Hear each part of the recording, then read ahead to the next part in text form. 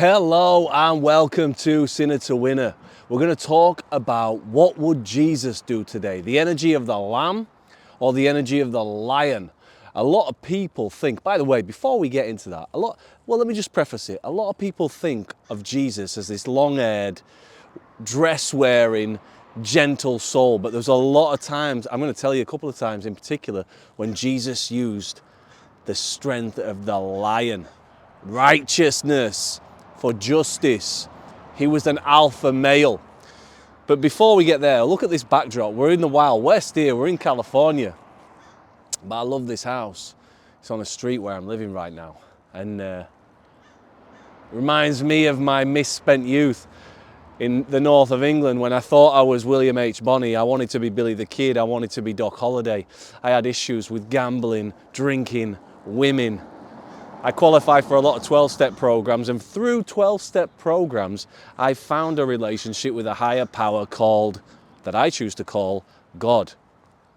And one of the versions of God that I'm into is a guy in human form called Jesus Christ, Yeshua, Yahweh.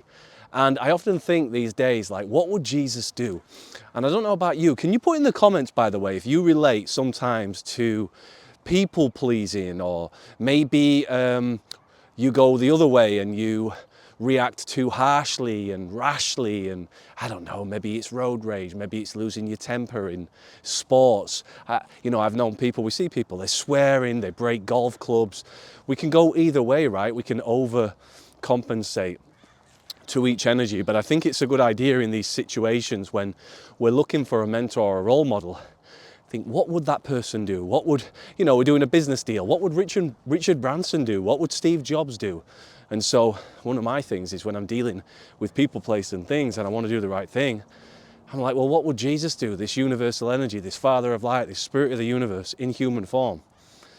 This sinless man. And I'm a sinner, just trying to be a winner. That's why the channel's called Sinner to Winner. Well, what are some examples? Let's talk about some examples. I'm sure you've got some, so get them in the comments if you've got some examples where you've been too lamb-like or maybe too lion-like, overcompensated. But let me tell you about Jesus when he was a lion. Let's just get straight to it. Let's get to the meat and bones. When Jesus came into the marketplace, the temples, and he realized they'd changed it into a marketplace. They'd changed it from a place of worship to a place of financial gain. They were selling livestock for sacrifices, but they were overcharging. They were taking advantage of the poor. And Jesus saw this, and he saw, all the tables and the way they were using this place of prayer to profit. And they turned it into a den of thieves, I think he said, a den of thieves. And he took the tables, man, and he took them and he threw them in the air and he let them have it. Alpha for justice, righteousness, to make an example. That's wrong. And it wasn't, shall we say, it wasn't done with like this emotional reaction. It wasn't an emotional reaction in the way that he lost his emotions. And no, it was calculated. He was letting them know. It was calculated. So what's another example? Well, when he stood up to the Pharisees, their hypocrisy. Again, where other people were afraid to do this because they might get stoned to death, they might get put on a cross. He knew the consequences, but he knew what was right. And he was willing to give his life for him. So that leads me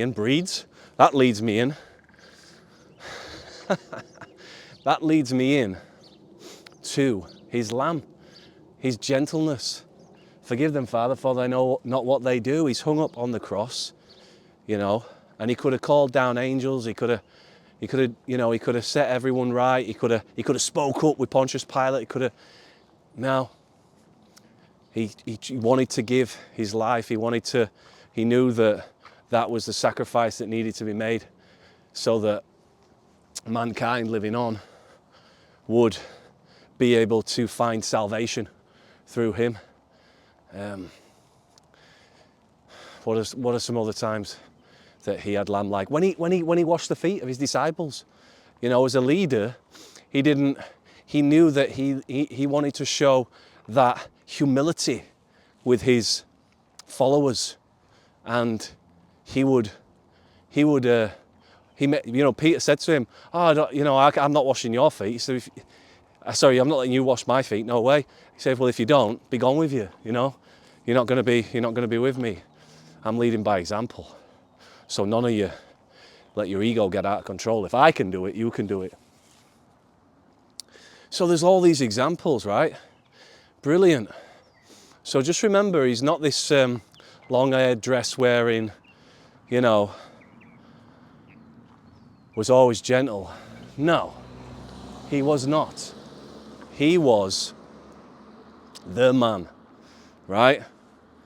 And he never said, he wasn't a people pleaser. He never said, I'll follow you. I'm going to follow you and make sure you're all right. And da, da, da. Do you know what I mean? It was follow me. He said to everyone and anyone. He didn't care whether you were a tax collector, a fisherman, what have you, a prostitute, a garota de programa, whatever. He said, follow me. So that was it really. And I think I can find a lot of wisdom in that. There's a time to be a lamb, and there's a time to be a lion. You'll see on the logo of Sinner to Winner, I use the lion, the ox, the eagle, and human man in that image. And they all represent how Jesus came and how Jesus was shown in the Old Testament and the New Testament.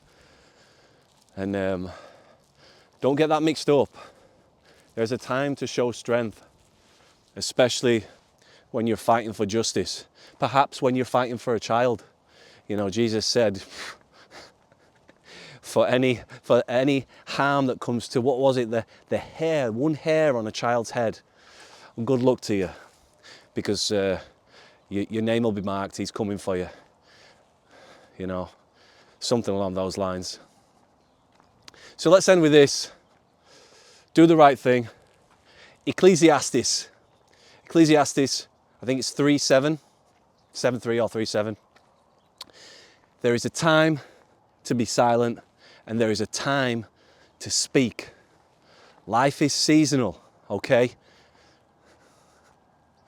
It's not always black and white. Seek counsel, seek professional help. It's not one size fits all. And remember, sometimes you might need to flip some tables, all right? Until next Sunday, va com Deus.